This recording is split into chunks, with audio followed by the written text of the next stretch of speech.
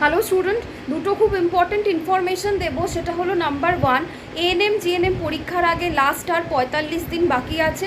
এই লাস্ট 45 দিনে কি স্ট্র্যাটেজি অ্যাপ্লাই করলে তুমি অনেক বেশি মার্কস পেতে পারবে পরীক্ষায়, বা কোন রুটিন মেনটেন করলে পরীক্ষার জন্য অনেক বেশি মার্কস তোমরা ক্যারি করতে পারবে, সেই একটা ভিডিও এই উইকে আপলোড হবে। তাছাড়াও আরেকটা ইম্পর্টেন্ট ভিডিও আপলোড হবে, সেটা হলো যে কোন সাবজেক্ট থেকে কোন চ্যাপ্টারগুলো পরীক্ষার জন্য ভীষণ ইম্পর্টেন্ট, প্রিভিয়াস ইয়ারে কোন চ্যাপ্টার থেকে কোন কোয়েশ্চেনে কত মার্কস এসছে, সেই বিষয়ে একটা ডিটেলস ভিডিও আপলোড হবে, যেটা তোমাদের আপকামিং পরীক্ষার জন্য ভীষণভাবে হেল্প করবে।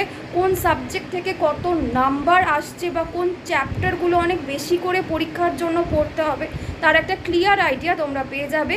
এছাড়াও যদি তোমাদের কোনো কোয়েশ্চেন থাকে এনএম জিএনএম পরীক্ষা নিয়ে, তোমরা আমাকে কমেন্ট বক্সে জানাতে পারো, আমি নিশ্চয়ই আনসার করার চেষ্টা করব। আর এই দুটো ভিডিও এই উইকেই তোমরা পেয়ে যাবে।